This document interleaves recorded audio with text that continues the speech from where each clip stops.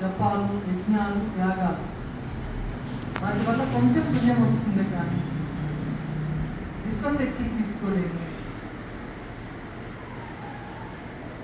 విశ్వశక్తిని తీసుకునే ఏకైక మార్గము ధ్యానం మాత్రమే.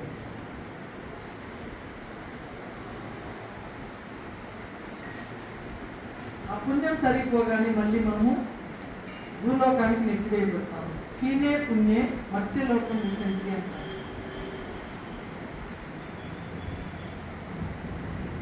విశ్వమంతా కాస్మిక్ ఎనర్జీ, విశ్వమయ ప్రాణశక్తి నిండి ఉంది.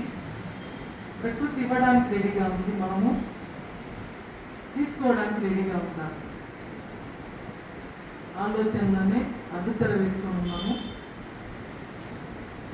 ఎప్పుడైతే ధ్యానం చేస్తామో నెమ్మదిగా ఆలోచనలు తగ్గిపోతాయి. ఆలోచనకి మధ్యలో కూడా ఆ శక్తిని తీసుకుంటాం. అలసిపో.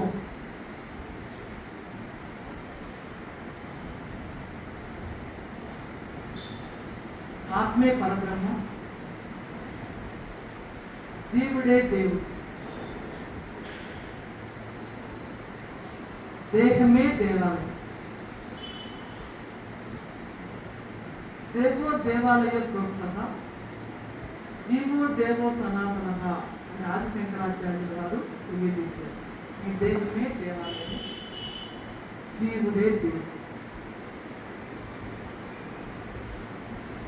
శ్వాసే గురువు. శ్వాస అనే గురువు దగ్గర మనస్సు అనే శిష్యుని కూర్చోబెడతాం. సమస్త విద్యలు నేర్పిస్తాం. శ్వాసే గురువు, శ్వాసే దైవం, శ్వాసే ప్రాణం.